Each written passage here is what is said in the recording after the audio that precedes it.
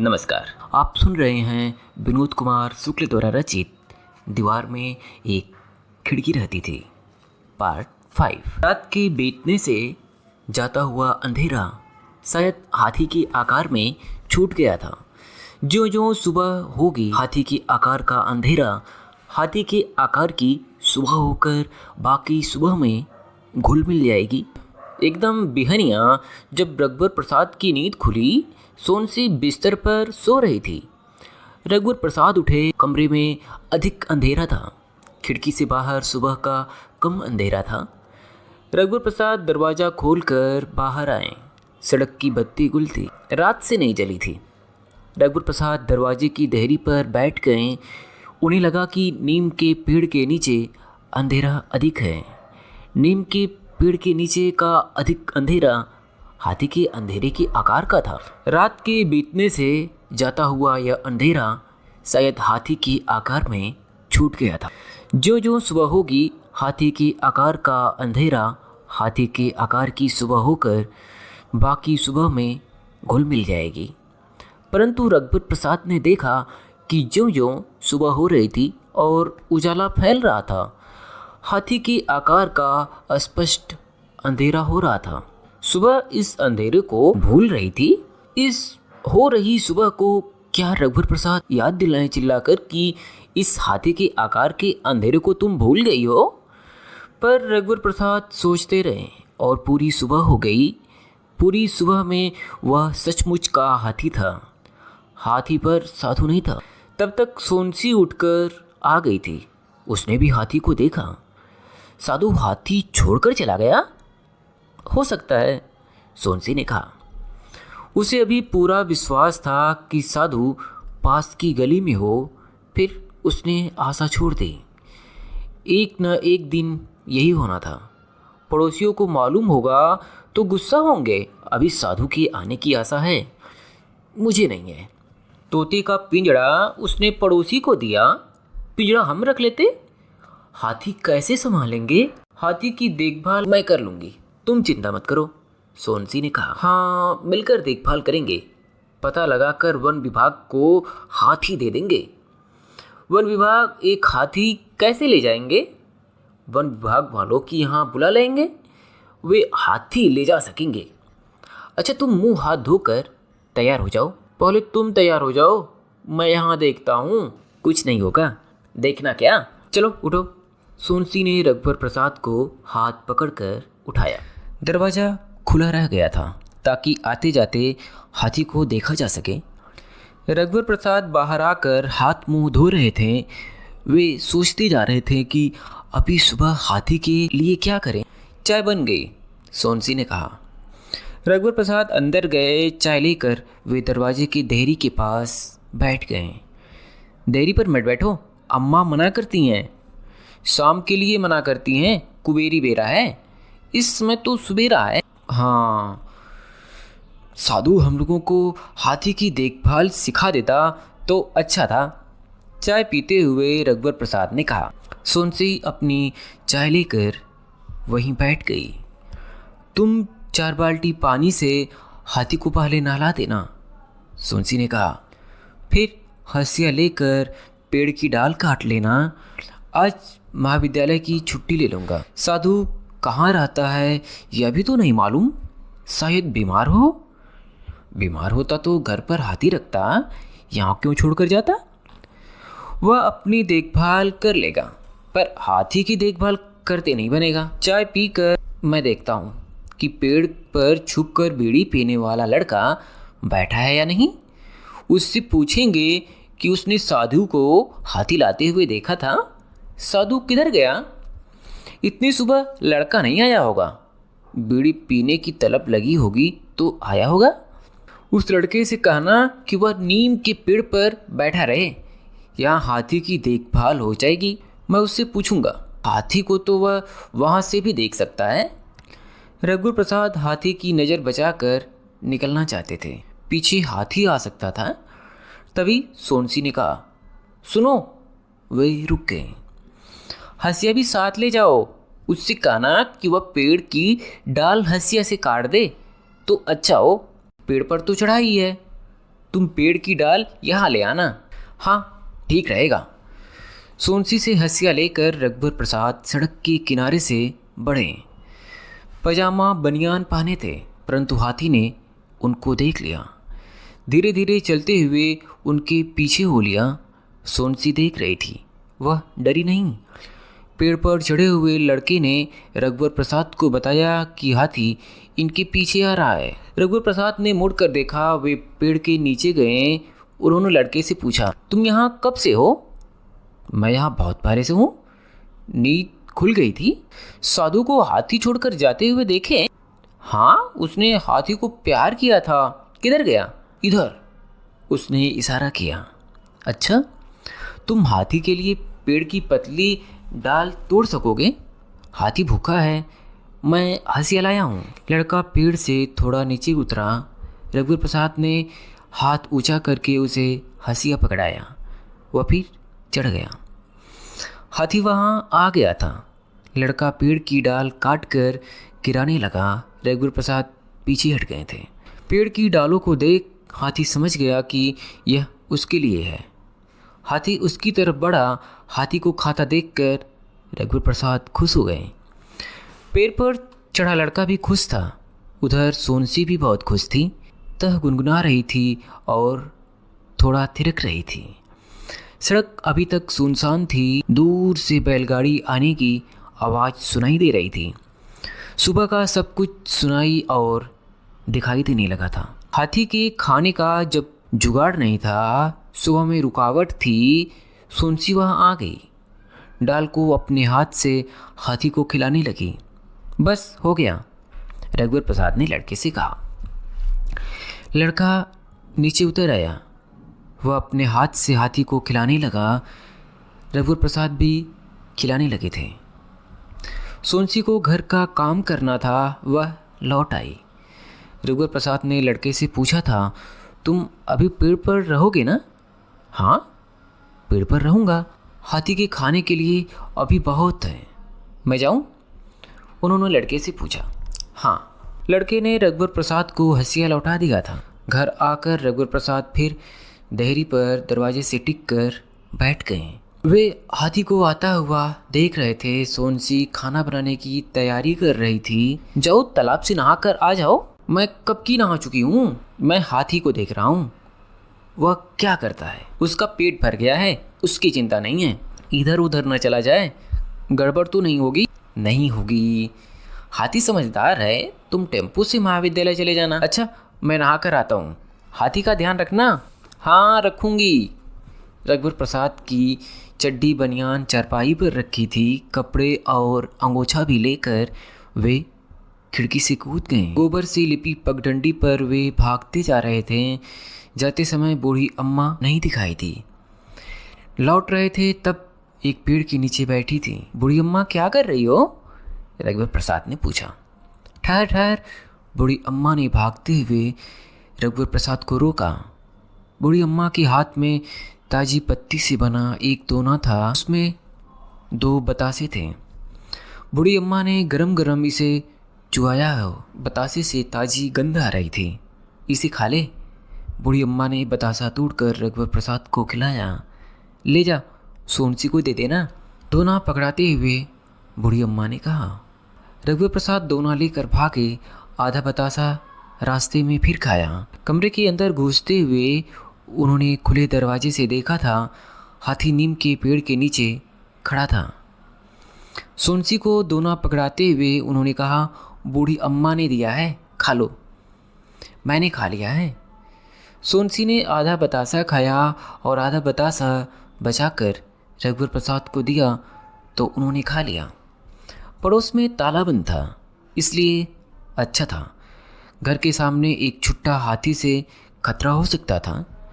उसकी हल्की टक्कर से दीवार भरभरा कर गिर सकती थी। उसकी समझदारी पर एक सीमा तक विश्वास किया जा सकता था। जो समझदारी थी वह सिखाई हुई समझदारी थी। इस सिखाई हुई समझदारी पर विश्वास किया जा सकता था। इसके अलावा जो था वह उस पर विश्वास नहीं था। हाथी पेड़ के नीचे खड़ा हुआ चुपचाप था, साधु नहीं था। रघुवर प्रसाद तो नहा चुके थे। उन्होंने सोनसी से कहा, हाथी नहीं ना आया? तालाब ले जाती तो अच्छा था। महाविद्यालय के आगे की तालाब में वह नहाता है। उसका नहाने का मन हो रहा होगा, अपने मन से जाकर नहा क्यों नहीं लेता? हम रोक तो नहीं रहे थे? सोनसी ने कहा, यहीं खड़ा रहे तो अच्छा है, चला गया तो चिंता होगी। हाँ, महाविद्यालय की छुट्टी ले लेता हूँ। वैसे मैं हाथी की देखभाल कर लूँगी, तुमसे नहीं बनेगा। छुट्टी का आवेदन पत्र विभागाध्यक्ष को दे आता हूँ। वे नहीं मिले तो आवेदन पत्र देने महाविद्यालय जाना होगा। कैसे जाओगे? हाथी देखेगा तो वह पीछे आएगा। उनका घर भीड़ भाड़ वाले मोहल्ले में है, हाथी का वहाँ जाना ठीक नहीं है। छुट्टी का आवेदन पत्र लिखने के बाद रघुवर प्रसाद ने दरवाजे से झाँक कर हाथी को देखा। हाथी घर की तरफ नहीं देख रहा था। सड़क की इक्का दुक्का हलचल पर उसका ध्यान होगा। मैं जा रहा हूँ, उन्होंने धीरे से कहा। हल्के से दरवाज़ा खोला, पैर दबाकर घरों के किनारे किनारे वे चले। कुछ दूर जाने के बाद देखा कि हाथी वहीं खड़ा था। तेजी से विभागाध्यक्ष के घर की ओर बढ़े। मन हुआ कि दौड़ते जाएं तो समय बचेगा। आवेदन पत्र कमीज के ऊपर की जेब में था। वे दौड़ने लगे। जेब के चिल्लर बज रहे थे, दौड़ने से गिर न जाए इसलिए बाएं हाथ से जेब दबाए वे दौड़ रहे थे। विभागाध्यक्ष जलेबी का पूड़ा पकड़े सड़क की दूसरी ओर से घर आ रहे थे। रघुवर प्रसाद को उन्होंने दौड़ते हुए देखा।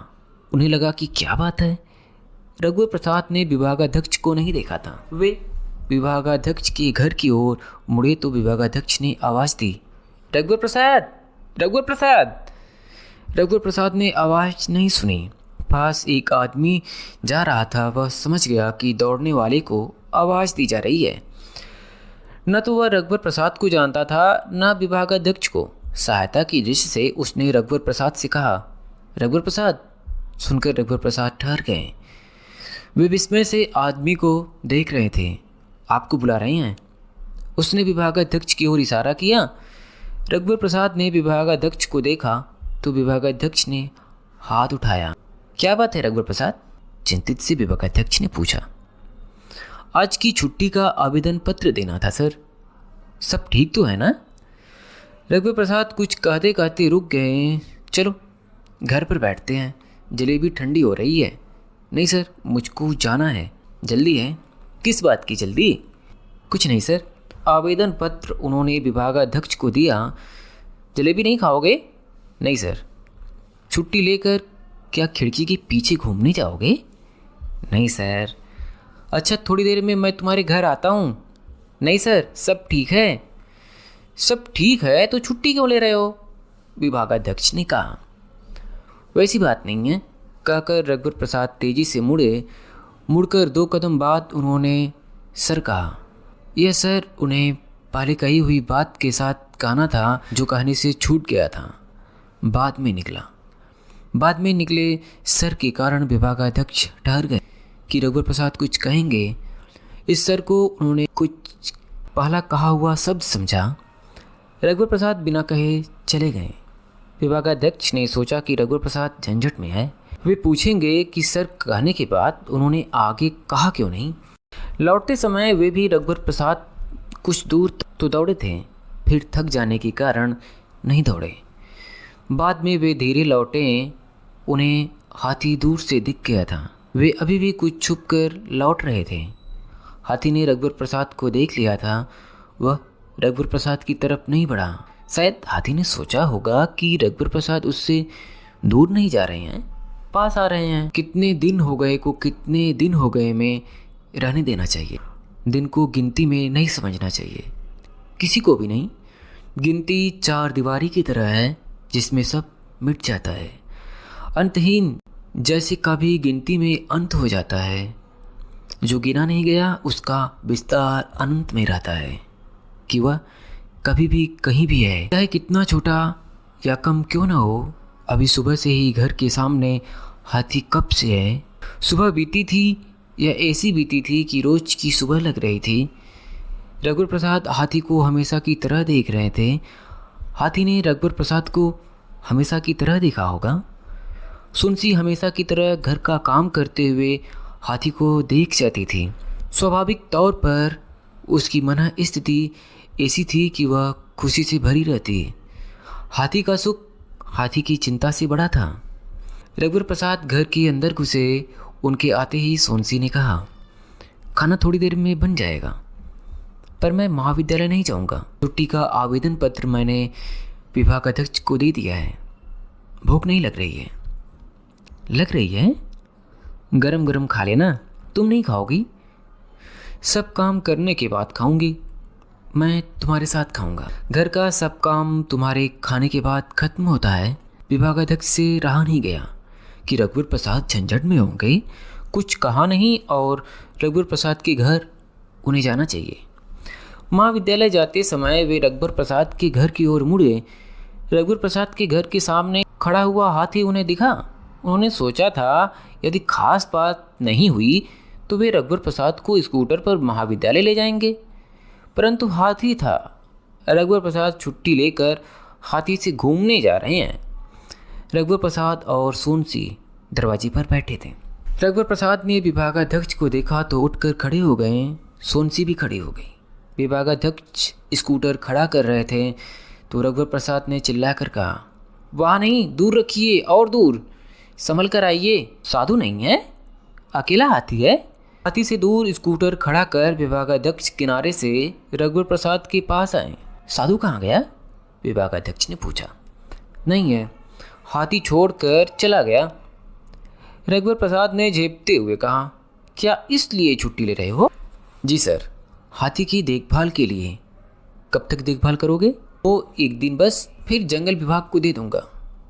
क्या मुझे पुलिस को खबर करनी चाहिए? आगे फौजदारी का मामला बन सकता है। हाथी तोड़फोड़ करे, लोग तुम पर मुआवजे का मुकदमा दायर कर सकते हैं, झगड़ा कर सकते हैं, परंतु सोचो तो परेशानी है। भूल जाओ, घर के सामने हाथी है।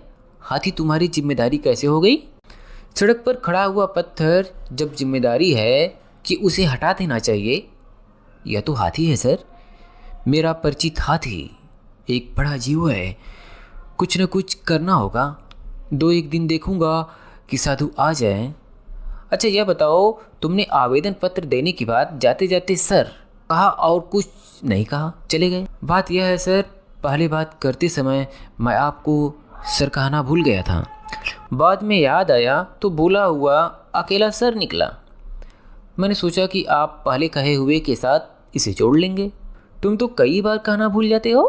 दिन के आखिरी में यदि तुम 10 बार केवल सर सर कह दोगे तो मैं कहाँ तक उस सर का क्या क्या काहे के साथ जोड़कर पूरा करता रहूँगा।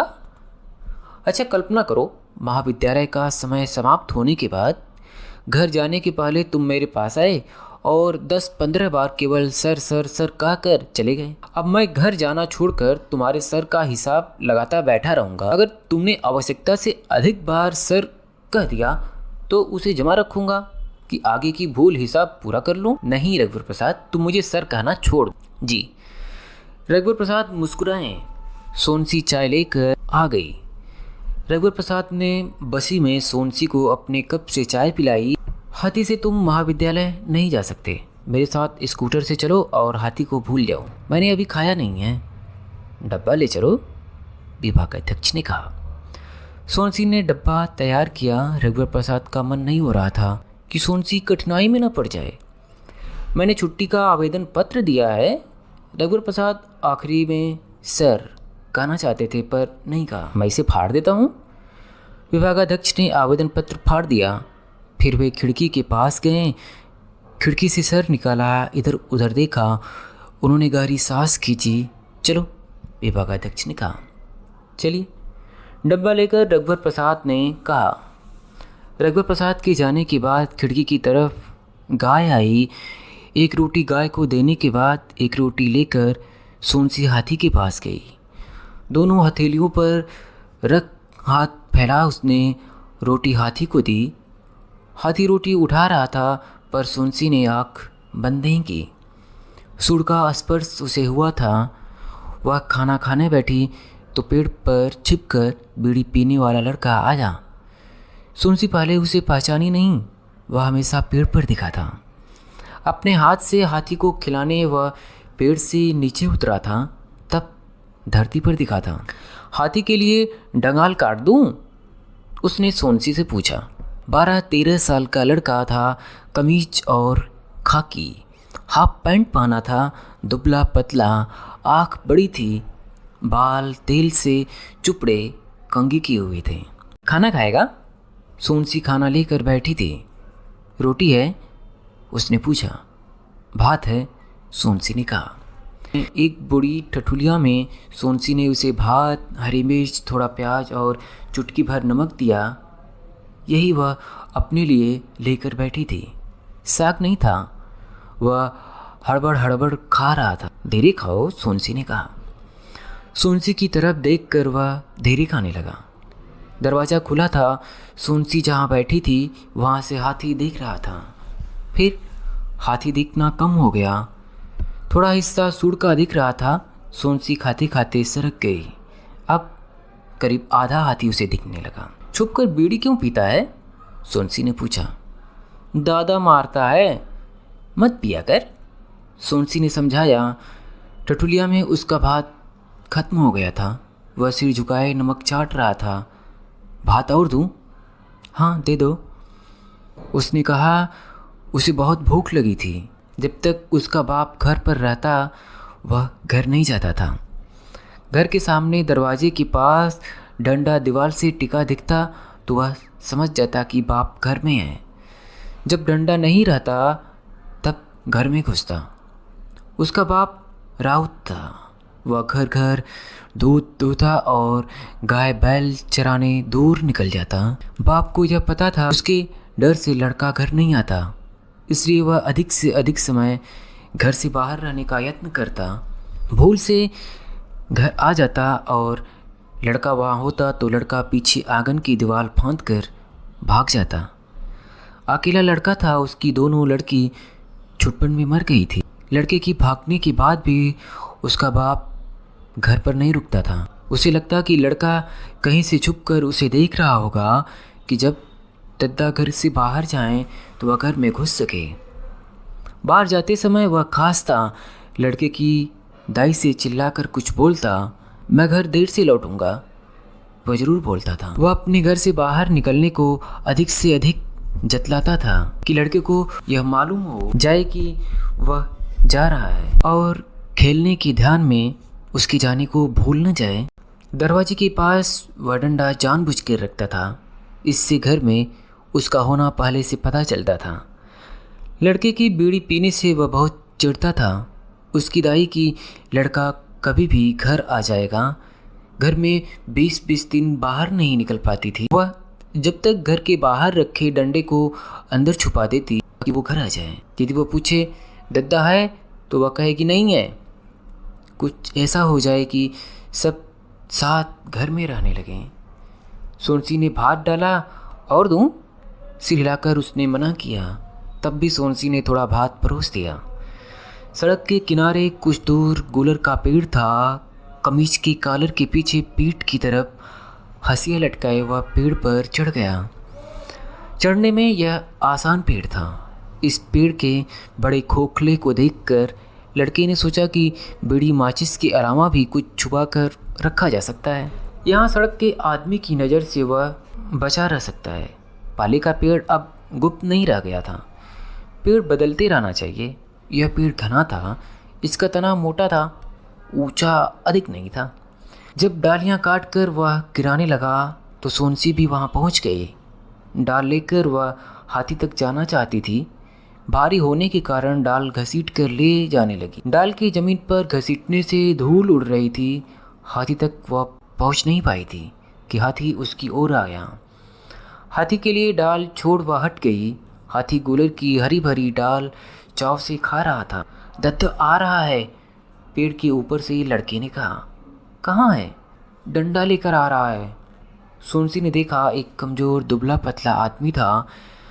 सिर पर अंगोछा बांधे था। आजू बाजू इधर उधर देखता जा रहा था। शायद अपने लड़के को ढूंढ रहा था। अगर उसे मालूम होता कि उसका लड़का पेड़ों पर बैठा रहता है तो वह पेड़ों को देखता। इसी में गुलर पर बैठा हुआ उसका लड़का दिख जाता। सोनसी का मन हुआ कि उसे बतला दे यहाँ गुलर का पेड़ पर उसका लड़का है। उसके हाथ में डंडा नहीं होता तो शायद बता देती। सोनसी को कई बार देखा हुआ लग रहा था। सोनसी अपना फटा पोलका और सुई धागा लेकर आई थी कि गुलर के पेड़ के पास बैठकर पोलका सीती रहेगी और हाथी को देखती रहेगी। घर का दरवाज़ा उसने उड़का दिया था। अपने दद्दा को घर से दूर जाते देख लड़के का मन घर जाने को हो गया था। उसने पेड़ के ऊपर से कहा, हो गया, अब नहीं काटता। हंसिया उसने नीचे गिराया।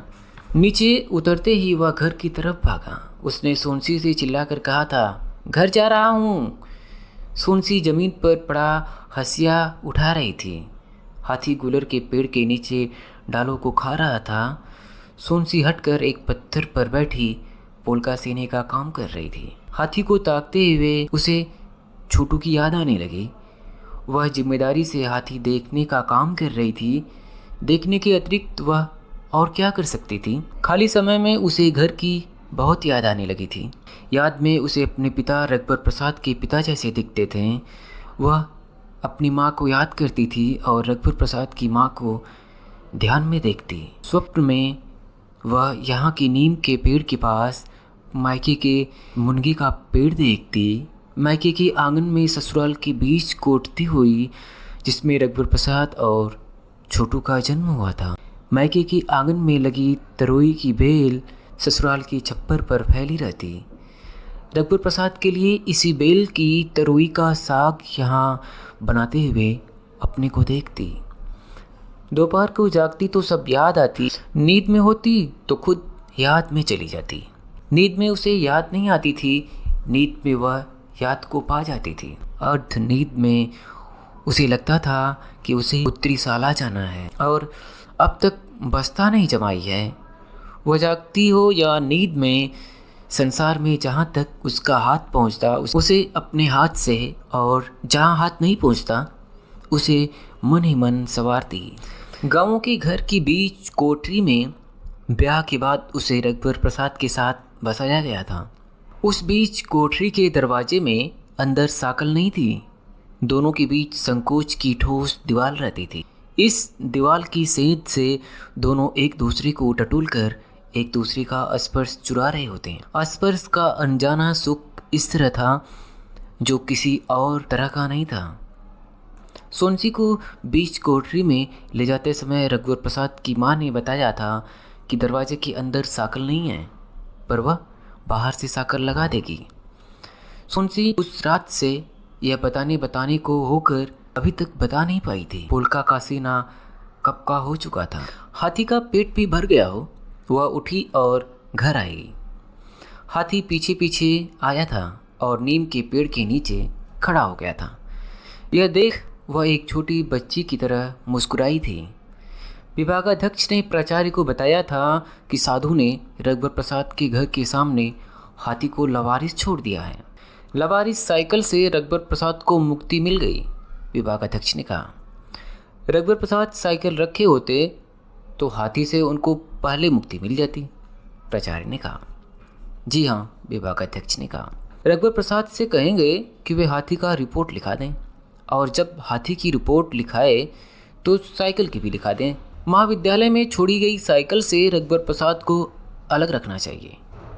हाँ, ठीक कहते हो, प्राचार्य ने कहा। विद्यालय का बाबू साइकिल रिपोर्ट लिखा देगा और हाथी की रघुवर प्रसाद, दोनों साथ चले जाएं। रघुवर प्रसाद हाथी को लवारिस नहीं मानते। किस लिए? उनका कहना है कि हाथी साधु का है और यह सबको मालूम है। उसने तो हाथी को लवारिस छोड़ दिया है। साइकिल के वारिस की जानकारी नहीं है। साधु ने हाथी को रघुवर प्रसाद के विश्वास पर छोड़ा है, ऐसा उनका कहना है। धोखे से छोड़ा है। रघुवर प्रसाद मुश्किल में पड़ गए, उनकी सहायता करनी चाहिए। रघुवर प्रसाद ने हाथी की देखभाल के लिए आज की छुट्टी का आवेदन पत्र दिया था, परंतु मैंने फाड़ दिया। हाथी रघुवर प्रसाद की जिम्मेदारी कैसे हो गई, यह समझ में नहीं आता। पूछना नहीं था। रघुवर प्रसाद ने कहा कि हाथी एक जीव है, वे महाविद्यालय आना जाना उस पर करते रहें। रघुवर प्रसाद को बुलाइए, उसी से बात करते हैं। रघुवर प्रसाद आधे दिन के अवकाश का आवेदन पत्र विभागाध्यक्ष की टेबल पर रखकर घर चले गए थे। विभागाध्यक्ष उस समय प्राचार्य के कमरे में थे। विभागाध्यक्ष आवेदन पत्र लेकर प्राचार्य के कमरे में आए और कहा, रघुवर प्रसाद आधे दिन की छुट्टी का आवेदन पत्र देकर घर चले गए हैं। इस आवेदन पत्र का क्या करें? रघुवर प्रसाद का आवेदन पत्र तो आप फाड़ देते हैं, प्राचार्य ने कहा। जी हाँ, विभागाध्यक्ष ने कहा। आवेदन पत्र उन्होंने फाड़ दिया। कागज फेंकने की टोकनी विभागाध्यक्ष की तरफ थी, बीच में टेबल थी। लाइए, मुझे दीजिए। प्राचार्य ने हाथ बढ़ाया तो विभागाध्यक्ष ने फटे टुकड़ों को पकड़ाया, जिसे टुकनी में डालकर वे काम में लग गए। लौटकर विभागाध्यक्ष भी अपने काम में लग गए। उन्हें रघुवर प्रसाद की कक्षा भी पढ़ानी थी। टेम्पो रघुवर प्रसाद को सड़क पर जाते ही मिल गया था। टेम्पो में एक बूढ़ा था और 5 औरतें थीं। 4-5 टोकनी से टेम्पो भरा था। नीचे पैर रखने की थोड़ी जगह थी। 2 टुकनियों में करेले भरे थे। एक एल्युमिनियम के डब्बे में दूध था जो भूत छलक जाता था। डब्बा बुढ़े का था। घर जल्दी पहुंचना था, इसलिए रघुवर प्रसाद को टेम्पो में बैठना पड़ा। लौटते समय मिलने वाले दृश्यों की ओर उनका ध्यान कम जा रहा था। सिर्फ इतना ही ध्यान जाता था कि अब घर के समीप पहुंच रहे हैं। अभी हाथी के कारण बाहर उनका ध्यान था। इस ध्यान में वे टेम्पो से दोनों तरफ के दृश्यों को कठिनाई से देख पा रहे थे। टेम्पो से उतरते ही वे भागते चले। जब उनको नीम के पेड़ के नीचे हाथी दिख गया, तब वे धीरे धीरे और सुस्ताते हुए चले। सोनसी दरवाजे के पास बैठी थी, चावल बिन रही थी। सोनसी को रघुवर प्रसाद का आना मालूम नहीं था, आने की संभावना भी नहीं मालूम थी। वे जल्दी लौट आने की खुशी को सोनसी तक अपने पहुंचने के पहले पहुंचा देना चाहते थे। सोनसी, वे चिल्लाएं। सोनसी, फिर चिल्लाएं। सोनसी ने उनकी पहली पुकार को भी सुन लिया था। अब प्रत्याशित खुशी में थाली लिए वह उठकर खड़ी हो गई। हाँ, क्षण भर रुक कर उसने कहा, यह निर्णय लेने के लिए कि क्या रघुवर प्रसाद तक दौड़ पड़े। ठिठक गए थे। ठिठक जाने के कारण की देरी के कारण उसने हाँ कहा था कि उसके पहुंचने के पहले उसकी हाँ रघुवर प्रसाद तक पहुंच जाए। दोनों पड़ोसियों के घर में ताला बंद होने से आसपास उनका खुला हुआ एकांत था। हाथी ने भी रघुवर प्रसाद की आवाज़ सुनी होगी। तभी रघुवर प्रसाद की दृष्टि गली में पड़ी। गली से साधु एक आदमी का सहारा लिए आता दिखा। रघुवर प्रसाद की आशा के विपरीत यह था। वे आश्चर्य में खड़े रह गए थे। सोनसी भी चावल की थाली लिए हुए उन तक आ गई थी। गली के सामने दोनों खड़े थे। साधु ने सोनसी का हाथ जोड़कर प्रणाम कहा। रात को जब आए थे तब तबीयत बहुत ख़राब थी। घर में चक्कर खाकर गिर पड़े, बेहोश पड़े रहे। हाथी की चिंता थी। इनके कहने से मैं हाथी को आकर देख जाता था और इनको बताता था कि हाथी ठीक है, चिंता की बात नहीं है। साधु के आदमी ने कहा, हाथी को एक मुट्ठी चावल दे दूं?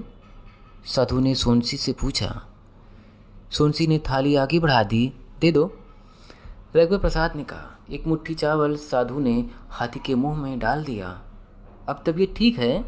सोनसी ने पूछा। सिर झुकाए हुए साधु ने कहा।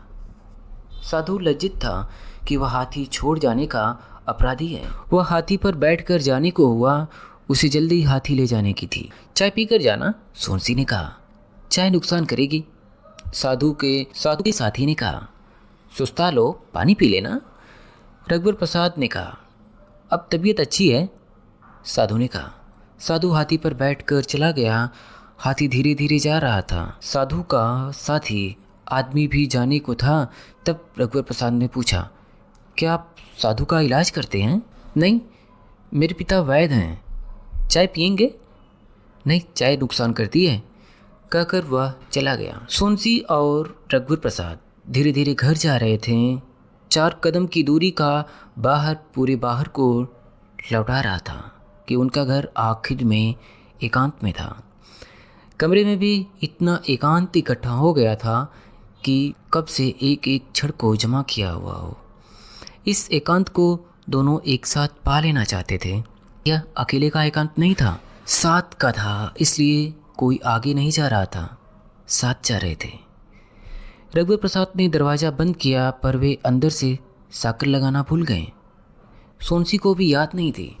एकांत को पाने की जल्दी थी। यद्यपि रघुवर प्रसाद साकर लगाना भूल गए थे, पर दरवाज़ा उन्होंने ऐसे बंद किया था कि दरवाज़ा बंद होते ही घर समेत दूसरों से अदृश्य हो गए। कमरे के अंदर के फूल की एक कली इतने एकांत के क्षण को छोड़ना नहीं आते थे। उस बगीचे की सारी कलियों को चुन लेना चाहते थे कि सोनसी उनको गुथे और वे सोनसी का श्रृंगार करें। रघुवर प्रसाद और सोनसी प्रेम का समय पा रहे थे। सोनसी एक एक छड़ों को गोदती और रघुवर प्रसाद सोनसी के थोड़े थोड़े निवस्त्र शरीर को अलंकृत करते हैं। सोनसी पूरी अलंकृत होकर निकली। रघुवर प्रसाद कुछ बोलते थे, पर सोनसी को कल्प वृक्ष की तरह सुन एक हरे फल का उसने पकना सुना। उसने फल का मीठा होना सुना। एक पल को उसने कच्ची अमिया की तरह खट्टा सुना। फल के पकने के बाद उसने मंजरी को मादक सुना। अपने शरीर के अंदर उसने वृक्ष की जड़ को सुना। आखिर में उसने वृक्ष के बीज को सुना। सुनो, सोनसी ने कहा। क्या है? बीच कोठरी के दरवाजे में अंदर साकल नहीं लगी थी, सोनसी ने कहा। सुनकर रघुवर प्रसाद चौंक उठे। उन्होंने देखा दरवाजे में अंदर साकल नहीं लगी थी। खिड़की खुली थी, खटिया की आड़ थी। रघुवर प्रसाद ने दरवाजे को अंदर से बंद किया। दोनों फिर लेट गए। लेटते ही रघुवर प्रसाद ने हाँ कहा। सोनसी के तब कहे का यह हाँ था। अम्मा ने पहले बता दिया था, कहा था वह बाहर से साकर लगा देगी। तुम मुझको पहले बताई क्यों नहीं? कैसे बताती? क्या तुमने छपाक की आवाज़ सुनी थी? सोनसी ने फिर पूछा। पहले तालाब चुप था, फिर छपाक बोला था। तालाब ने मछली का उछलना कहाँ होगा, पर मुझको तालाब में परछाई पड़ने की लगातार आवाज़ आ रही थी। सोनसी अघाई हुई सी रघुवर प्रसाद के कान के पास करवट लेकर बोली। एक पक्षी तालाब के ऊपर उड़ रहा हो? नहीं, लगातार परछाई उड़ने की आवाज़। रघुवर प्रसाद सोचने लगे। तालाब के ऊपर ठहरा हुआ बादल होगा, उन्होंने कहा। नहीं। किनारे का एक पेड़ होगा? नहीं। धूप की परछाई होगी? नहीं। दिन की प्रकाश की परछाई होगी? नहीं। तालाब के अंदर से निकली हुई चट्टान की परछाई होगी? नहीं। किनारे के पेड़ के घोंसले की, उसमें चिड़िया के अंडों बच्चों की चींची परछाई की आवाज़ हो सकता है? कमल के फूल की हो सकता है, सोनसी ने धीरे से कहा। सोनसी के अंदर एक तालाब था, उसमें रघुवर प्रसाद की परछाई हो। ऐसे में उसे नींद आ गई। रघुवर प्रसाद भी कुछ और सोच पाते वे भी सो गए। धीरे धीरे कमरे का उजाला कम होता जा रहा था। हो सकता है कमरे में तालाब की परछाइयाँ एक एक कर इसलिए उतर कर आ रही हों कि उनकी चर्चा क्यों बंद हो गई। इसलिए जब कमल की परछाई वहाँ आई हो तो कमल जैसा उजाला कम हुआ हो। फिर चिड़ियों के बच्चों की, चिड़ियों का घोंसले में लौटने का बेरा था, इसलिए चींची की आवाज़ बहुत थी। फिर पेड़ की, फिर सूर्य के डूबने के बाद गहरे हो रहे आकाश की। जब उनकी नींद खुली तो तालाब में चंद्रमा की परछाई पड़ी। शायद इस छपाक की आवाज़ से उनकी नींद खुली हो। बहुत देर हो गई, सोनसी ने उठते हुए कहा। गाँव में उगी मांत्रा गुड़िया बहुत दिन से नहीं दिखी। दूसरे बच्चे भी नहीं दिखते। खटिया की आड़ हो गई है। झांकने से हम लोग नहीं दिखते, इसलिए उन लोगों ने झांकना बंद कर दिया। मैं खटिया गिरा देती हूँ, कहकर सोनसी ने खटिया गिरा दी। जमीन से बिस्तर उठाकर खटिया पर डाल दिया। सुबह सोनसी पहले उठी थी। रघुवर प्रसाद सो रहे थे। सोनसी दीवार की तरफ थी। रघुवर प्रसाद के पैताने से वह खटिया से उतरी। खिड़की पर सोनसी की दृष्टि गई। एक सांवली छोटी बच्ची खड़ी थी। सोनसी ने उसे मुस्कुरा कर देखा। जाते जाते उसने बच्ची के सिर पर हाथ फिराया। जब वह झाड़ू लगा रही थी तब उसने ग में ओ की मात्रा गुड़िया सुना।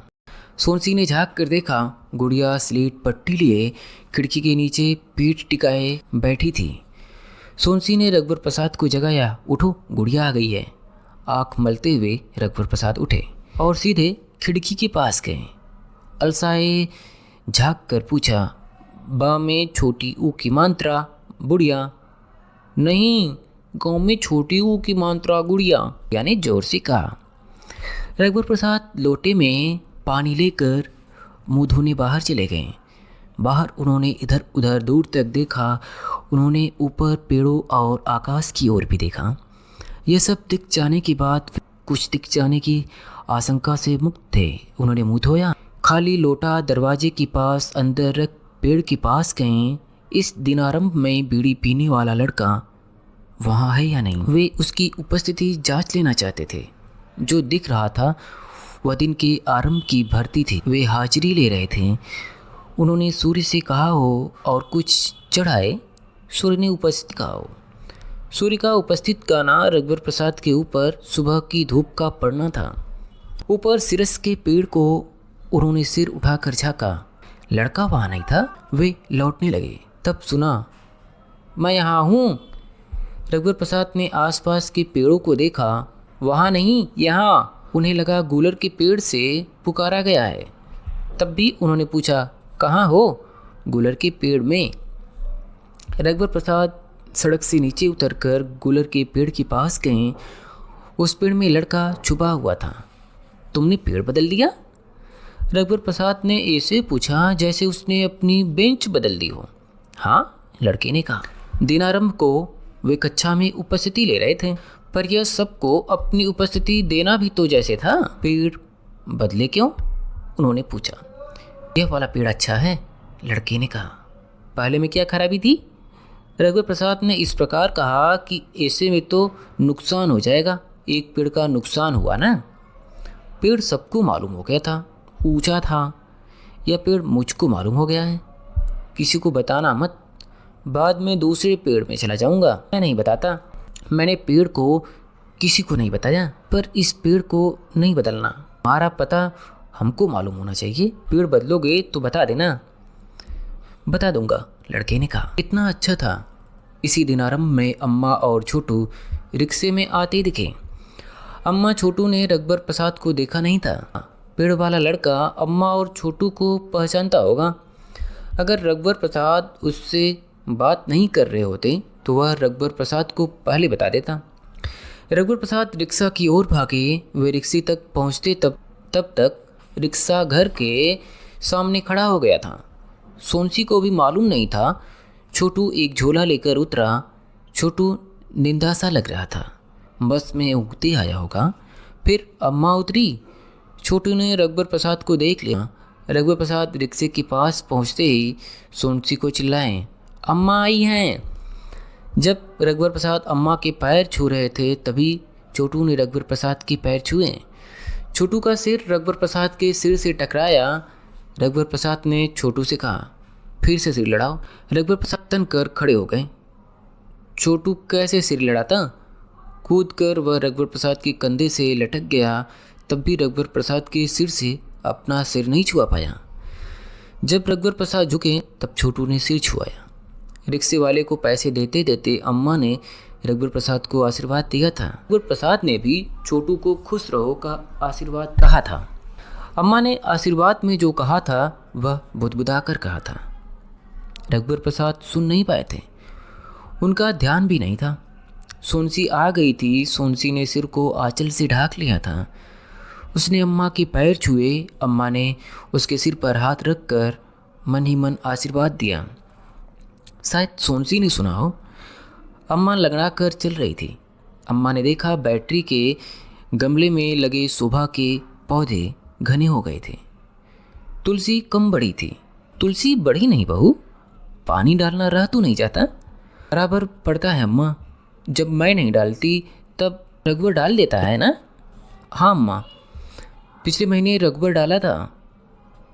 हाँ अम्मा। अब कब डालेगा? सोनसी को छोटी बच्ची की तरह गले लगाकर अम्मा ने पूछा। अभी समय है, धीरे से सोनसी ने कहा। पिताजी नहीं आए? सोनसी ने पूछा। वहाँ का काम भी देखना पड़ता है। तुम लोगों को देखने का मन था? छोटू के पिता ने भेजा है, 2 दिन रहकर चले जाएंगे। तुम लोगों को लड़का बच्चा हो जाए तो उनका मन काम छोड़कर आने को करे। अम्मा कम से कम हफ्ता भर रुक जाती। रघुवर प्रसाद ने कहा। नहीं, तेरे पिता को खाने पीने की तकलीफ हो जाती है। चूल्हा में बनाएंगे, खाएंगे। छोटू की पढ़ाई नहीं हो रही है, स्कूल बंद है। काहे के लिए बंद है? रघुवर प्रसाद ने पूछा। 4-5 दिन से रोज एक दो सांप निकल रहा था। एक लड़के के बस्ते में अंदर घुसकर बैठ गया था। आखिर मास्टर ने छुट्टी कर दी। सोनसी ने बोरा बिछा दिया था। उसमें लेटते लेटते अम्मा ने पूछा, हाथी आता है? कल परसों छोटू को उस पर जरूर बैठा देना, इसी लालच में साथ आया है। कभी कभी आता है, साधु की तबीयत खराब है, 2-4 दिन ना आए।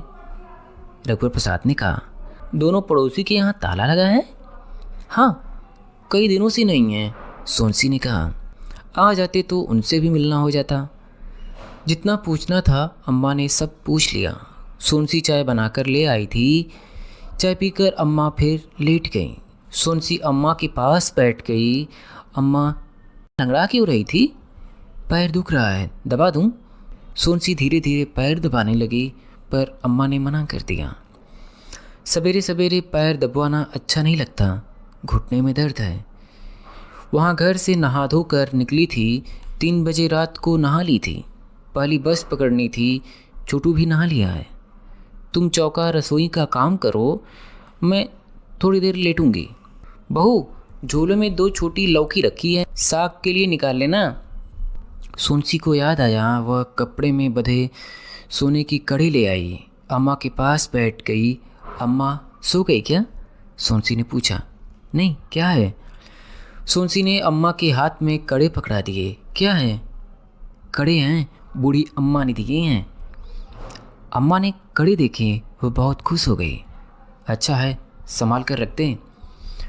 सोनसी कड़े की पोटली कैलेंडर के खील में फिर टांगने जा रही थी, पर अम्मा ने संभाल कर रखने को कहा था तो पेटी में रखने लगी। बहू, कड़े पहनकर तो दिखा। अम्मा ने लेटे लेटे फिर कहा। सोनसी ने कड़े पहन लिए। कुछ देर बाद अम्मा ने पूछा, हाँ अम्मा, तू दिखाई क्यों नहीं? अम्मा ने कहा। वह अम्मा के पास खड़ी हो गई। अम्मा उठकर बैठ गईं। सोनसी के दोनों हाथ पकड़कर अम्मा ने कड़े देखे। कड़े के अलावा भी जो कुछ रोज की कंघी, चोटी की साज श्रृंगार था, अम्मा ने देखा। सूर्य रोज निकलता था, आज भी निकला था। सोनसी नित नई सुबह थी। आज की सुबह भी नित नई सुबह थी। अब कड़ा मत उतारना, पानी लाना, अम्मा ने कहा। खिड़की से हवन की सुगंध आ रही थी। जिधर बरगद का पेड़ था, उधर से हवा आ रही होगी। तीज त्योहार की हवा थी। हवन की सुगंध आ रही है, अम्मा ने कहा। सांस खींचकर सोनसी ने कहा, हाँ हाँ अम्मा। रघुवर प्रसाद ने भी गहरी सांस ली। छोटू वहाँ आ गया था। देखा देखी उसने भी गहरी सांस ली। आज कोई त्योहार है क्या बहू? कैलेंडर देखना। नहीं है अम्मा। सोनसी ने कैलेंडर देखकर कहा। हवन की सुगंध से रघुवर प्रसाद को बड़ का पेड़ याद आया। सोनसी को भी याद आया कि वह बड़ के पेड़ के पास शिवलिंग की तरह पेड़ था।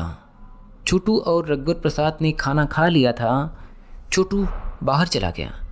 बीमारी के बाद भी साधु आ गया था। साधु ने छोटू को हाथी पर बैठा लिया था। जब महाविद्यालय जाने के लिए रघुवर प्रसाद निकले, तब पीछे सोनसी भी आई। छोटू हाथी से उतरा। रघुवर प्रसाद हाथी पर बैठ गए। उन्होंने साधु से कहा, नहीं आना था, टेम्पो से चला जाता। हाथी को नहलाने धुलाने निकलना था, रास्ते में तो महाविद्यालय है। मेरी तबीयत ठीक है।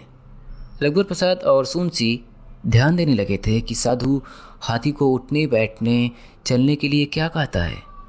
हाथी चला गया।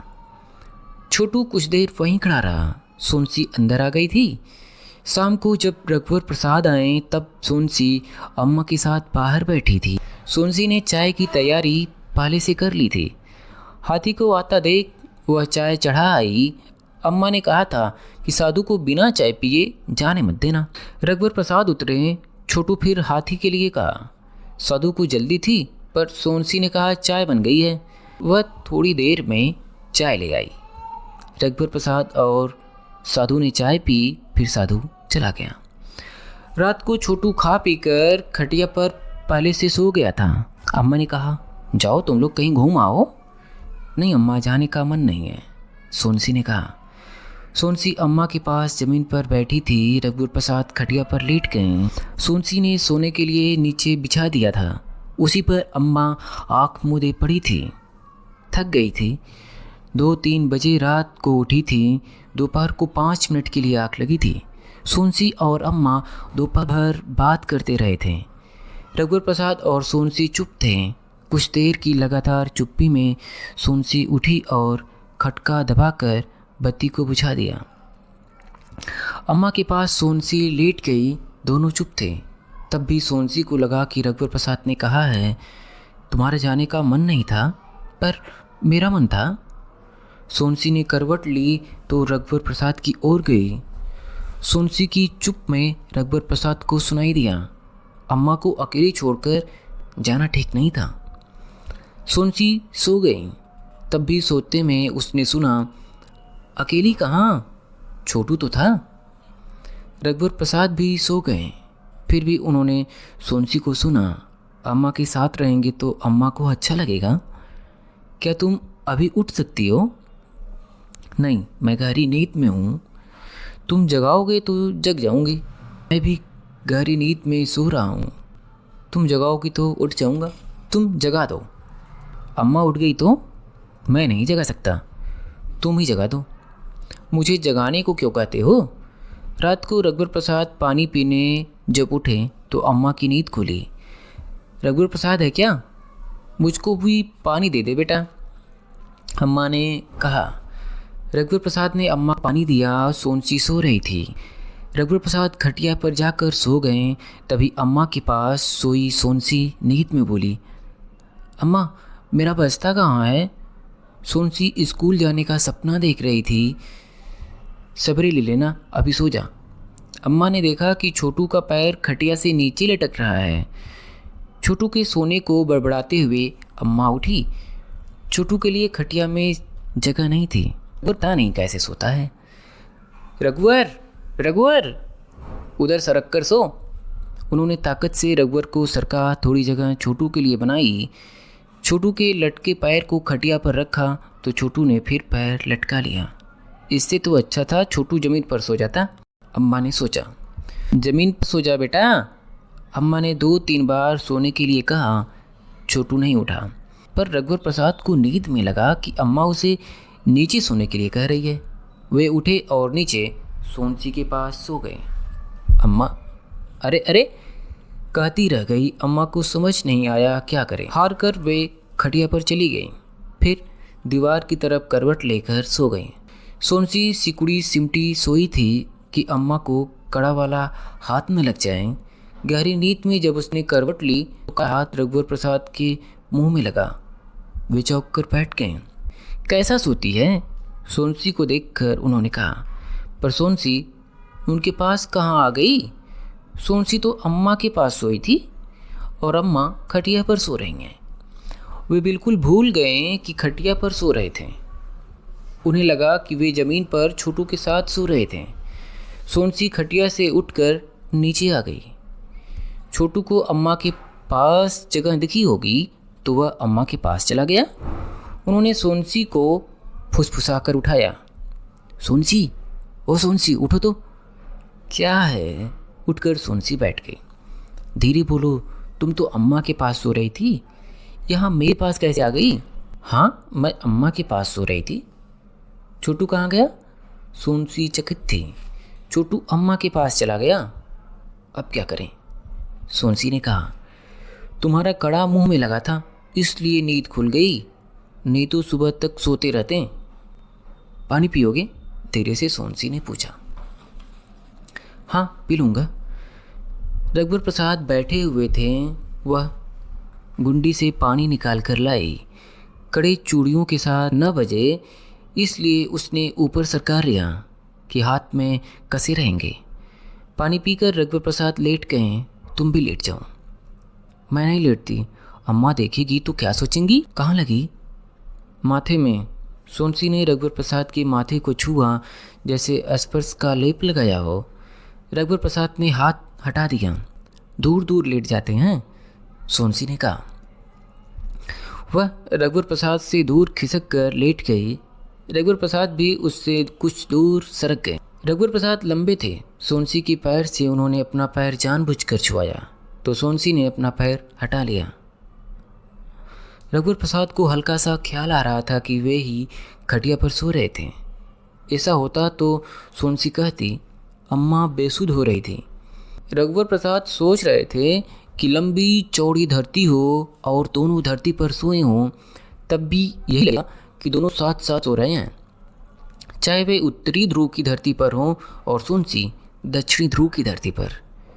क्या उत्तरी ध्रुव और दक्षिणी ध्रुव अलग अलग खटिया नहीं हो सकते? उत्तरी और दक्षिणी ध्रुव के बीच छोटू को सुला दिया जाए तो ठीक रहेगा। वे उठे। उन्होंने छोटू को दोनों हाथों से उठाया, बीच में छोटू को सुला दिया। तुम चाहो तो अम्मा के पास सो जाओ, धीरे से उन्होंने कहा। सोनसी अंधेरे में आँख खोले देख रही थी। खिड़की से चंद्रमा का उजाला कमरे में था। छोटू को सोनसी ने चादर उड़ा दिया था। करवट लेटते ही रघुवर प्रसाद का पैर सोनसी से छुआया। सोनसी ने अपना पैर नहीं हटाया। रघुवर प्रसाद को नींद आ गई। दोनों सो गए। सोते में सोनसी ने सुना, तुमने पैर नहीं हटाया? सोते में रघुवर प्रसाद ने सुना, हाँ। दोनों गहरी नींद में से और गहरी नींद में सो रहे थे। सुबह जब अम्मा उठी तो उसने अपने सिवाय सबको ज़मीन पर सोते हुए पाया। उसने सोचा अब की रात खटिया उठा देंगे और सभी ज़मीन पर फैल कर सोएंगे। अम्मा को किसी को उठाने का मन नहीं हुआ। जब तक सोए सोने दो। अम्मा ने नहीं उठाया था, पर सुबह के उजाले ने सोनसी को उठा दिया। सोनसी के उठते ही अम्मा ने कहना शुरू किया, छोटू खटिया से पैर लटकाया सोता है। ज़मीन पर सुलाने के लिए उसे उठाने लगी। वो तो नहीं उठा। रघु ने सोचा कि उसको उठाया जा रहा है। वह उठा और ज़मीन पर सो गया। सोनसी दोनों हथेलियों से सामने के बालों को समेटते जोड़ा बनाते हुए हंस पड़ी थी। छोटू कब ज़मीन पर नीचे आ गया? खटिया से गिरा तो नहीं? सोनसी कुछ नहीं बोली। बहू, छोटू खटिया से गिरा तो नहीं था? नहीं गिरा था, ये उठाकर नीचे सुलाए थे, सोनसी ने कहा।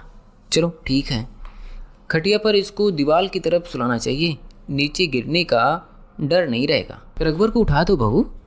दोनों जने तालाब से नहा धोकर आ जाना। छोटू उठेगा तब मैं झाड़ू लगा दूंगी। अच्छा, मैं रघुवर को उठा देती हूँ, अम्मा ने फिर कहा और रघुवर को उठाया। की पर बच्चे नहीं आए थे, अभी उनके आने का बेरा नहीं था। सोनसी रघुवर के कपड़े लिए थे। खिड़की से दोनों कूदे। सोनसी पहले कूदी थी। रघुवर पगडंडी में सोनसी के पीछे चल रहे थे। सोनसी के पीछे चलना उन्हें अच्छा लग रहा था। सोनसी किसी दिशा में नहीं जा रही थी, इसलिए लगता था दिशाएं सोनसी के पीछे चली आई थीं। केवल एक दिशा रघुवर प्रसाद के लिए आगे जाते हुए स्वयं सोनसी थी। सामने और आजू बाजू का दृश्य सोनसी के पीछे आने के लिए अपनी बारी में खड़ा था। सोनसी के आगे निकलते ही उधर धरती, पेड़, पत्ती सोनसी के पीछे आ जाते हैं। जब एक तालाब जो सफ़ेद कमल से भरा था पीछे छूट गया तो रघुवर प्रसाद ने पूछा, किस तालाब में नहाएंगे? इसी तालाब में, सोनसी ने कहा। तालाब वहाँ था। जैसे हो गया था कि सोनसी वहाँ नहाएगी। यह तालाब की इच्छा थी, ऐसा भी समझना चाहिए। रघुवर प्रसाद और सोनसी तालाब के किनारे पत्थर पर खड़े रहे। तालाब उनके पैरों के पास रास्ता देखता हुआ था। पानी में लकीरों जैसा कंपन था। वे कूदने वाले होंगे कि छपाक से लकीरें जैसी लहर उठी होगी। तभी पलक झपकते ही साढ़े उतार सोनसी तालाब में लेटी हुई सी कूदी और सोनसी के पीछे तालाब में रघुवर प्रसाद गिरे से कूदे कि सोनसी के साथ किसी अदृश्य रस्सी से बंधे थे। सोनसी कूदी तो वे खिंचा गए। अरे कपड़े नहीं उतारे? तैरते तैरते सोनसी ने पूछा। कपड़ा उतारने का समय नहीं मिला, तुम कूद गई थी। दोनों पास पास आराम से तैर रहे थे। अधिक गहरे नहीं थे। स्वच्छ गहरे पानी का लंबा चौड़ा बिछा हुआ तालाब था। सांस रोककर दोनों डुबकियां लगाते हैं। डुबकी से बाहर निकलकर हवन की सुगंध से भरी हवा में गहरी सांस लेते हैं। हवा की सुगंध का एहसास उनको पानी के अंदर सांस रुके होने के बाद भी होता था। नहा धोकर दोनों बढ़ के पेड़ की ओर चले। वहाँ शिवलिंग की तरह पेड़ था। पेड़ के शिखर से लताओं की डाल निकली थी। इन लताओं में अनेक रंगों के फूल थे। हो सकता है वृक्ष में जब फूल चढ़ाए जाते हों तो वे पेड़ में उग जाते हों। यह भी हो सकता था कि अलग अलग समय में फूल के रंग बदल जाते हों। इस समय सफ़ेद रंग के फूल थे। फूल पेड़ से मुरझाने के पहले गिरकर बिखर जाता था। जिसके पास यह फूल होता उसी के लिए अर्पित लगता था। सोनसी के पास बहुत फूल पड़े थे। सोनसी ने फूल चुने और आंचल में लपेटकर कमर में खोस लिए। रास्ते में बैठे बैठे बहारते हुए बूढ़ी अम्मा मिली। बूढ़ी अम्मा को देखकर रघुवर प्रसाद को याद आया कि सोनसी के हाथ में कड़े नहीं हैं। कड़े कहाँ हैं? तुम्हारे कपड़े निकालते समय मैंने पेंट में रख दिए थे। बूढ़ी अम्मा सुस्ता लो, सोनसी ने कहा। बूढ़ी अम्मा से झाड़ू लेकर सोनसी वहाँ झाड़ू लगाने लगी। जल्दी जल्दी उसने आसपास पूरा बुहार दिया था। बस इतनी जगह भर बची थी। बूढ़ी अम्मा ने कहा। नहा धो लिए? बूढ़ी अम्मा ने फिर पूछा। हाँ अम्मा, दोनों ने कहा। बूढ़ी अम्मा के पास एक छोटी टोकनी में मकोई से भरी हुई मुट्ठी भर मकोई उन्होंने लिया। छोटू भी तो आया है? बूढ़ी अम्मा ने पूछा। सोनसी ने कुछ और मकोई लेकर आंचल में बांध लिए। धुले हुए कपड़े सोनसी के कंधे पर थे। उसी पर सोनसी ने बंधे फूल और मकोई की पोटली को लटका लिया था। एक जगह पेड़ों से बंधे 2 झूले थे। झूले में छोटे छोटे बच्चे कानों के पास मुट्ठी बांधे सो रहे थे। एक छोटी लड़की बच्चों को ताकने के लिए वहाँ थी। पास ही एक सूखा नाला था। उस नाले में पेड़ से झड़े हुए सूखे पत्ते थे। नाले में भूरे रंग की कई चिड़ियाँ पत्तों को चोंच से पलटाकर कीड़ों को ढूंढ रही थी। लड़की का ध्यान चिड़ियों की तरफ था। हवा में झूले धीरे धीरे हिल रहे थे। 2 फैली तनी रस्सी पर पुरानी साड़ी का तहाकर बनाया हुआ झूला था। तोर दाई कहाँ है? सोनसी ने पूछा। मकोई बिनने गई हैं, लड़की ने शर्माकर कहा। पेड़ के नीचे टोकनी भर मकोई रखी थी। एक फटे कपड़े से टोकनी ढकी थी। सोनसी का मन हुआ कि वहाँ दोनों बच्चों को उठाकर अपनी गोद में बिठा ले। पगडंडी पर रघुवर प्रसाद सोनसी के पीछे खड़े हो गए। जैसे पैर के चिन्ह छूटते हैं उसी तरह आगे चल रही सोनसी के पीछे सोनसी के चाल की लय से छूटे हुए चिन्ह की तरह सब कुछ सब तरफ था। लय का दृश्य था। तालाब लय का तालाब था। पेड़ लय का पेड़ था। पेड़ में खिले फूल लय थे। लय की पगडंडी थी। रघुवर प्रसाद के पैरों में चलते हुए थिरकन थे। आकाश से लेकर धरती तक सोनसी और रघुवर प्रसाद का घराना था जो स्थिर था। उसका झूमना स्थिर झूमना था। एक बड़ी चट्टान झूमते हुए स्थिर दिख रही थी। रघुवर प्रसाद सोनसी की चाल देखते हुए चल रहे थे। तुम मेरे पीछे पीछे क्यों चल रहे हो? सोनसी ने मन ही मन सब जान कर पूछा। तुम्हारा चलना देखते हुए चल रहा हूँ, रघुवर प्रसाद ने चुप रहकर मन ही मन उत्तर दिया। झाड़ियों में कपड़े सुखाने के बाद सोनसी कमरे में कूदी। रघुवर प्रसाद पहले कूद गए थे। अम्मा कहाँ गई? छोटू भी नहीं है, बाहर बैठे होंगे। देर हो गई। हाँ देर हो गई। झाड़ू लगी थी, अम्मा ने बुहार दिया था। दोनों बाहर आए। छोटू अम्मा के पास बैठा था। छोटू रुकने की जिद कर रहा था और अम्मा कल सुबह की बस से जाने को कह रही थी। छोटू कह रहा था अम्मा बस से अकेली चली जाएं, स्कूल खुल गया होगा। अम्मा छोटू से कह रही थी। अम्मा 1-2 दिन रुक जाओ। तब सोनसी ने कहा जाना पड़ेगा, रघुवर के पिता को अकेली दिक्कत होगी। 2 दिन का कहकर आई थी। अम्मा जानती थी छोटू अभी रुकने को तैयार है। कल जाने के समय रिक्शे में सबसे पहले बैठ जाए। अम्मा मान गई कि छोटू रुक जाएगा। छोटू ने कहा कि वह अम्मा को छोड़ने बस स्टैंड तक जाएगा। तू किसके साथ गाँव जाएगा? रघुवर प्रसाद ने पूछा। अकेले चला जाऊंगा, छोटू ने कहा। छोटू ने रघुवर प्रसाद से पूछा आज हाथी आएगा? आज नहीं आएगा, आज इतवार है, साधु की तबीयत भी ठीक नहीं है। वह रहता कहाँ है? छोटू ने पूछा। खैरागढ़ बाड़ा में। कल मैंने उससे पूछा था, वहाँ राजा का खंडहर मकान है। मकान की दलान में वह रहता है और हाथी पेड़ से बंधा रहता है। उधर घूमने चलेंगे? छोटू ने पूछा। तुम तो रुक रहे हो, फिर कभी चलेंगे? छोटू ने कुछ नहीं कहा। अम्मा अंदर चली गई तो सोनसी ने रघुवर प्रसाद से कहा, अम्मा रुक जाती तो अच्छा था। छोटू का भी मन है। पेड़ पर छुपने वाले लड़के का पिता सड़क पर डंडा लिए सोनसी को दिखा। सोनसी ने रघुवर को बताया, वह आदमी बीड़ी पीने वाले लड़के का पिता है जो डंडा लिए है। उसे तो कई बार देखा है। डंडे वाला आदमी इधर उधर देखते हुए जा रहा था। अपने लड़के को ढूंढ रहा है ताकि पकड़कर घर ले जाए। लड़का उसे न दिखे, लड़का उसे देख ले, जिससे उसे मालूम हो जाए कि उसका दद्दा घर पर नहीं है। लड़का बता रहा था कि जब तक दद्दा घर पर रहता है वह घर नहीं जाता। अपने घर से दूर जा रहा है कि लड़का समझ ले वह बहुत देर तक नहीं लौटेगा। रघुवर प्रसाद ने कहा। डंडे वाला सतर्कता से इधर उधर देख रहा था। लड़के को यदि धोखे से देख ले तो लड़के को पता ना चले कि उसने देखा है। रात में जब रघुवर प्रसाद लड़कों को पढ़ाते थे तब वह डंडा लिए सड़क पर घूमता हुआ दिखाई दे जाता था। बिजली के नीचे पढ़ने वाले लड़के के पास यूं ही खड़ा हो जाता था। रघुवर प्रसाद सड़क पर पढ़ाते थे इसलिए उसे कुछ कह नहीं सकते थे। सड़क सबके आने जाने के लिए थी। वहाँ लड़कों की चारों तरफ कुछ लोग भीड़ लगा ले तो क्या कर सकते थे? मना तो नहीं कर सकते थे। कक्षा में पढ़ाते होते तो मना कर दें। सड़क पर गाय आकर खड़ी हो जाती, मगुराते हुए वहीं बैठ जाती थी। लड़कों के पास गोबर या पेशाब करने लगती थी तब वहाँ से हटना पड़ता था। बिजली के खंभे के नीचे पर्याप्त उजाला रहता था। बिना कैंडल की पढ़ाई हो जाती थी और मिट्टी तेल की बचत हो जाती। बिजली के खंभे को टेबल लैंप की तरह इधर उधर ले जा सकते तो उसको किसी एकांत जगह ले जाते।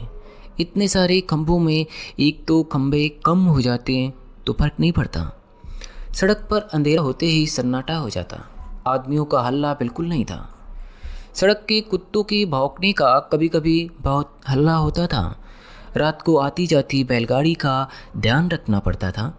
गाड़ी चलाने वाले जब ऊँघते तब बैल यद्यपि सड़क पर अपनी मर्जी से ठीक ठीक चल रहे होते हैं पर कभी एकदम किनारे हो जाते हैं, फिर उस किनारे से हटते हटते सड़क के दूसरे किनारे की ओर बढ़ने लगते हैं। ऐसे में संभलना पड़ता था। बिजली के खंभे के पास पेड़ थे। पेड़ पर उजाले में कीड़े खाने घुग्गू उल्लू आदि पक्षी बैठे होते हैं। घुग्गू या उल्लू सुन न ले इसलिए लड़के आपस में बातचीत में किसी का नाम ले लेते थे। लड़कों का कहना था कि यदि उल्लू का नाम सुन ले तो उस नाम को वह याद करता था। जिसका नाम वह याद करता वह धीरे धीरे दुबला होकर मर जाता था। धोखे से नाम निकल जाने पर राम का नाम लेते थे और बच जाते थे। डंडी वाला आदमी रघुवर प्रसाद को पहचानने लगा था और रघुवर प्रसाद को हाथ जोड़कर जुहार करता था। रघुवर प्रसाद और सोनसी ने देखा कि गूलर के पेड़ से लड़का कूदा और भाग गया। वह घर गया होगा। उसने दद्दा को देख लिया था। रघुवर प्रसाद ने कहा, लड़के की दद्दा को बुलाकर बात करता हूँ। बात करना पर गूलर के पेड़ के बारे में मत बताना। हाँ, रघुवर प्रसाद ने कहा। परंतु रघुवर प्रसाद के बुलाने के पहले छोटू ने उसे आवाज़ दी थी। डंडा वाले भैया, ओ डंडा वाले भैया। आदमी ने पलट कर देखा। छोटू हाथ हिलाकर बुला रहा था। पास आकर उसने रघुवर प्रसाद और सोनसी को राम राम कहा। अपने लड़के को ढूंढ रहे हो? सोनसी ने पूछा। हाँ, वाई घर नहीं आता। मेरे को बाहर घूमते देख लेगा तो घर चला जाएगा। उसको मारना मत, प्यार से समझा देना। बस एक बार मारा था। बाई बीड़ी पीता है। इसके बाद वह भागता रहा। मिले तो समझाऊं, घर नहीं आता। छुप कर दूर से देखता रहता है। घर पर रहता हूँ तो डंडा दरवाजे पर छोड़ देता हूँ। डंडा देख लेगा तो जान जाएगा कि घर पर हूँ। तुम्हारा लड़का खाकी पैंट पहनता है ना, 10-12 साल का, उसको जानता हूँ। वह कभी कंगी नहीं करता। वही है महाराज, 10 साल का है। छोटू की तरफ देखकर बोला, इसके समान। तुम कल सुबह छुप कर मेरे घर आ जाना। तुम्हारे लड़के को मैं समझा दूंगा। समझ जाएगा तो अपने साथ घर ले जाना, घर से निकलना तो डंडा मत लाना, दरवाजे पर छोड़ देना। लड़का घर नहीं जाएगा। लड़के ने भी बताया था कि दद्दा का डंडा देखकर वह घर आता जाता है। सोनसी जब उसको पेड़ पर चढ़ा देखती तो कभी कभी उससे बात कर लेती थी। सोनसी से आंख मिलाकर वह बात नहीं कर पाता था। सोनसी पेड़ के नीचे खड़ी हो जाती और खोद खोद कर उससे पूछती, तब बताता था। पेड़ के ऊपर देखते हुए सोनसी को बात करते कोई देखता तो वह यही सोचता कि सोनसी या तो पेड़ से बात कर रही है या चिड़िया से। गिलहरी से भी सोच सकता था। किसी लड़के से बात कर रही है यह कभी ध्यान में नहीं आता। दोपहर को जब खाने बैठती तब पेड़ को देख लेती थी। लड़का दिख जाता तो उसे खाने के लिए बुला लेती। कभी वह खुद आ जाता। सोनसी को खाने में देर होती तो वह पहले परोस देती, नहीं तो वह कोने में खाने के लिए सिर झुकाए बैठा रहता। रात को सबकी ज़मीन पर सोने के लिए अम्मा ने खटिया दीवार से सटाकर खड़ी कर दी। ज़मीन पर बिस्तर बिछा दिया था। अम्मा को सुबह 5 बजे की पहली बस से जाना था। अम्मा ने याद कर सोनसी को कड़ा पहनने के लिए फिर कहा था। सोनसी कड़ा पहनी हुई थी। खटिया के पास रघुवर प्रसाद लेटे थे। फिर अम्मा, छोटू और सोनसी सब जल्दी लेट गए थे कि सुबह जल्दी उठना होगा। सोनसी ने पूड़ी बना ली थी सुबह खाने के लिए और रास्ते में छोटू के लिए। अम्मा अभी कड़ा उतार देती हूँ, सोते में छोटू को लग जाए, सोनसी ने कहा। तू मेरे पास आ जा, छोटू किनारे चला जाएगा। छोटू सोनसी के बाएं तरफ था। सोनसी अम्मा के पास चली जाती तो छोटू सोनसी की दाहिनी तरफ रहता। छोटू को तब भी कड़ा लग सकता था। अम्मा, छोटू को अभी भी कड़ा लग जाएगा, सोनसी ने कहा। मैं उधर आ जाती हूँ, तू मेरी जगह आ जाना, अम्मा ने कहा। ऐसे में सोनसी रघुवर प्रसाद के पास चली जाती। अम्मा को यह ध्यान नहीं था। अम्मा उठकर बैठ गई थी कि सोनसी इधर आ जाए। इधर आ जा, अम्मा ने फिर कहा। सोनसी का मन हुआ चुपचाप चली जाए वहाँ। अम्मा धीरे से फिर सोनसी ने कहा। अम्मा को तब ध्यान आया। अच्छा, छोटू को रघुवर के पास भेज दें, अम्मा ने कहा। छोटू को रघुवर के पास सरका दिया गया। अम्मा सोनसी के पास चली गई। अब अम्मा को कड़ा न लग जाए उससे रहा नहीं गया। अम्मा, तुमको न लग जाए, कल बस में जाना भी है। अम्मा सोनसी से दूर सरकती हुई चिल्लाकर बोली। नहीं लगेगा, इतनी जगह तो है, किसी को कड़ा लगा था क्या? सोनसी ने चुपचाप दूसरी तरफ करवट ले ली। अच्छा, कड़ा उतार दे, सुबह पहन लेना, अम्मा ने कहा। सोनसी ने कड़ा उतार कर अपनी तकिया के नीचे रख लिया। रघुवर प्रसाद चुपचाप आंखें मूंद पड़े सोच रहे थे कि पहले सोनसी सो जाए तब सोएं। छोटू सो गया था। सोनसी और अम्मा देर रात तक बात करती रहीं। बीच में बात करते करते चुप हो जाती तो रघुवर प्रसाद सोचते कि दोनों सो गई। सोनसी तब पूछती, अम्मा सो गई? सोई नहीं, तेरे को नींद आ रही है हो तो सो जा, मेरा बात करने का जी कर रहा है। पर क्या बात करूं, कुछ पूछो तो बताऊं। अम्मा, तुम्हारी शादी हुई थी तब तुम कितनी बड़ी थी? सोनसी ने पूछा। 11 साल की थी। शादी के बाद भी गुड़ियों का खेल अच्छा लगता था। मायके जाती तब अपनी गुड़िया से बहुत खेलती थी। तेरे से बहुत छोटी थी, ससुराल में खेल नहीं पाती थी। माँ बाप को बहुत याद आती तब रोने लगती। रघुवर के पिता 14 साल के थे। चुप कराते कराते वे भी रोने लगते थे। अम्मा, तुम पाठशाला जाती थी? सोनसी ने पूछा तो अम्मा हंसी। आंखें मूंदे हुए रघुवर प्रसाद भी मुस्कुराए। अम्मा की हंसी सुनकर नींद में छोटू भी हंसा होगा। दूसरी कक्षा तक पढ़े। बहू, तेरा और पढ़ने का मन हो तो रघुवर से ज़रूर पढ़ लेना। रघुवर के पिता छुपकर मुझे पढ़ाते थे। मेरे पिता भाई तपेदिक से जल्दी मर गए। सास कठोर थी। ससुर मेरे ब्याह के 4 माह बाद मर गए। कैसे मर गए अम्मा? सवेरे दिशा मैदान से लौट रहे थे। रास्ते में एक पीपल का पेड़ था। पेड़ के नीचे से निकले तो किसी ने नाम लेकर आवाज़ दी। अकड़ कर बोले, कौन है? तो कहा, रुक जा। नहीं रुकता कहकर चले आए। बड़ी बड़ी मूछ थी, डंडा रखते थे, पगड़ी बांधते थे। सुबह का अंधेरा था, कंडिल ले जाना भूल गए थे। घर आए तो बुखार था, फिर उठे नहीं। अम्मा चुप हो गईं। सोनसी भी कुछ नहीं बोली। थोड़ी देर बाद अम्मा ने पूछा, बहू सो गई? नहीं अम्मा। रघुवर से बड़ी एक बेटी और थी। सांवली थी पर रघुवर से रंग साफ था। सुंदर थी। बड़ी माता में वह मर गई। कितनी बड़ी थी अम्मा? 3 साल की थी। रघुवर तब हो गया था। छोटा था, महीने भर का, काला दुबला पतला। रघुवर हुआ तो सास बहुत खुश हुई। अच्छा नहीं दिखता था। देखकर सास ने कहा था, लड्डू गोल नहीं है तो क्या लड्डू है। रघुवर को देखकर सास की सारी बीमारी दूर हो गई। परागा के दुख से बीमार पड़ गई थी। परागा उनके साथ सोती थी। परागा कौन अम्मा? मेरी बड़ी लड़की। अम्मा चुप हो गई। सोनसी सोच रही थी कि अम्मा ने परागा को बेटी कहा था। सोनसी से रहा नहीं गया। वह पूछ बैठी, अम्मा तुमने बेटी किसको कहा था? हाँ बेटी, दोनों को। अम्मा ने फिर कहा। इस बार भी अम्मा हंसी। सोनसी का मन रघुवर के बारे में पूछने का बहुत था। सोच रही थी कैसे पूछे। बहुत देर तक चुप रही तो अम्मा ने फिर पूछा, सो गई क्या?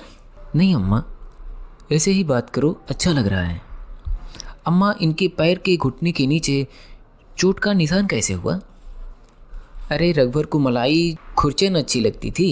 एक बार कढ़ाई में दूध उठा रही थी, उसकी खुरचन थी। रघुवर को मैं बुलाई, खुरचन खा ले। वह दौड़ते आया और चौके सामने रखे सिल से टकरा गया। मांस छिल गया था, हड्डी दिखने लगी थी। रो रहा था। मुंह में थोड़ी खुरचन डाल ली तो कुछ देर के लिए चुप हो गया।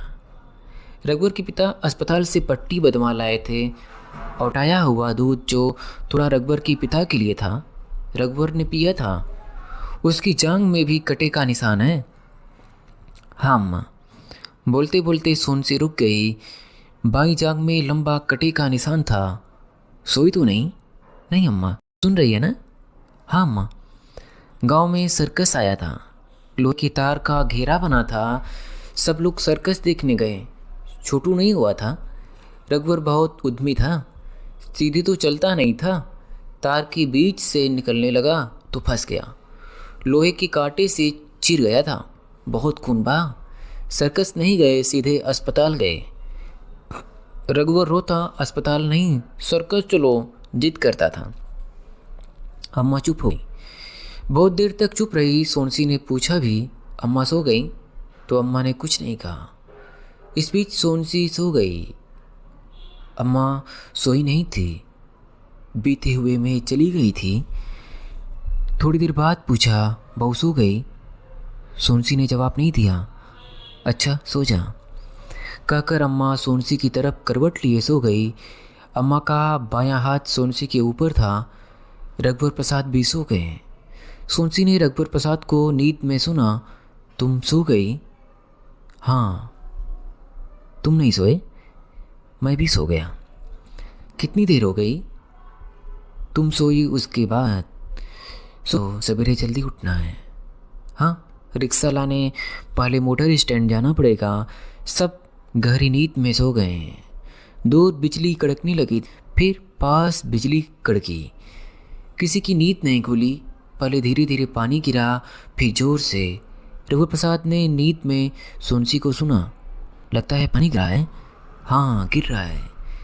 गहरी नींद में सोनसी ने सुना, पेड़ पर लड़का होगा, भीग रहा होगा। हाँ भीग रहा होगा। तुम उठो, उसको यहाँ बुला लो। बिजली फिर कड़की।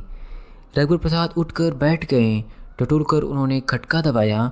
सोनसी भी उठ गई। अम्मा ने पूछा, 3 बज गए क्या? नहीं अम्मा, 2 बजा है, सो जाओ। मैं सोती हूँ, 3 बजे उठा देना।